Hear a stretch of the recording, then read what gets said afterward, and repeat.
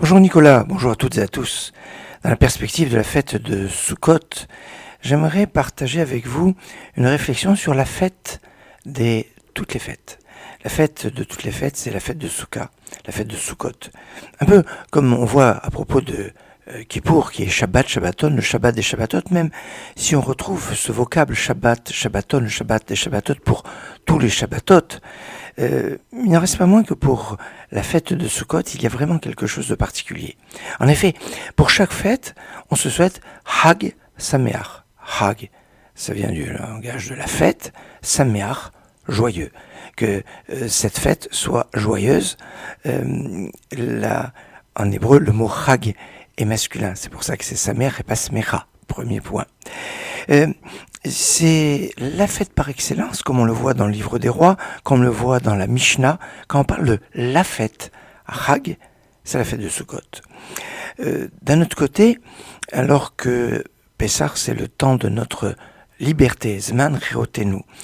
Shavuot, c'est le Zman Matan Toratenu, le temps du don de notre Torah. La fête de Sukkot, c'est Zman Simchatenu, le temps de notre joie.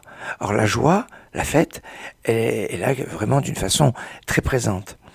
On peut remarquer que la fête de Sukkot, c'est peut-être la première fête de l'année 5784, puisque Rosh Hashanah et Kippour sont des fêtes où on se demande, est-ce qu'on peut se dire vraiment Chag Sameach? Ce sont des jours où on ne dit pas le Hallel, ce sont des jours où on peut se poser la question, est-ce que il y a la notion de Chag, alors que ce sont vraiment des jours de jugement, ce sont les Yamim Noraïm, des jours redoutables. Alors quelque part, la première fête, vraiment fête, c'est la fête de Sukkot.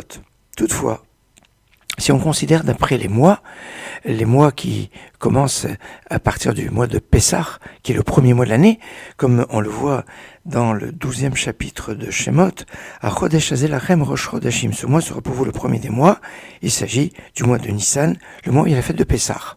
S'il en est ainsi, eh bien, la fête de Sukkot, c'est la dernière fête de l'année liturgique qui commence donc en Nissan et qui se termine en Adar.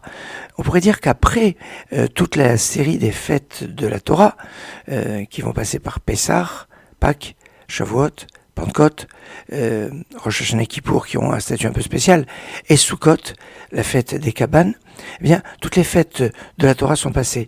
Et après, dans la perspective jusqu'à la fin de l'année, c'est-à-dire jusqu'en Adar, on aura des fêtes d'obligation rabbinique. En Kislev, la fête de Hanouka, et en Adar, la fête de Purim.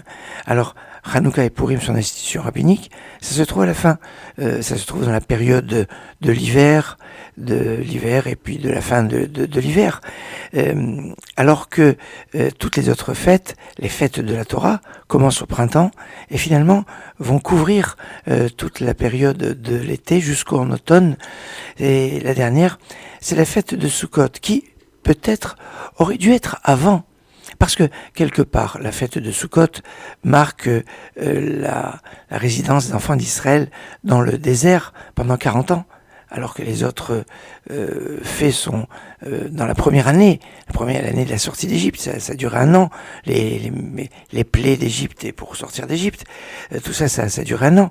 Mais là, les pérégrinations dans le désert, ça durait 40 ans. Mais on aurait pu très bien comprendre qu'on aurait la fête de Pessah au mois de Nissan, un mois de repos, et le mois d'après, la fête de Shavuot en Sivan. On va dire encore un mois de repos, le mois de Tammuz. Et au mois de Av, on aurait dû avoir la fête de Sukkot. Le mois de Av qui est le plus triste, on aurait eu la fête la plus gaie, et ça aurait donné vraiment un mois oui, un mois non. Mais on nous dit que la fête de Sukkot a été déplacée vers l'automne pour que l'on remarque qu'on va manger un souka pour faire une mitzvah. Et pas parce que on va faire un pique-nique, on va sortir parce qu'il fait bon. Alors il commence à faire un petit peu moins bon, on va dire, surtout en Israël, il commence un petit peu à pleuvoir. Et c'est à ce moment-là qu'on va montrer qu'on fait un acte pour la mitzvah. Finalement, la fête de Sukkot, c'est la démonstration flagrante que nous faisons des actes en l'honneur d'Hachem, en l'honneur de Dieu, pour la mitzvah. Excellente journée.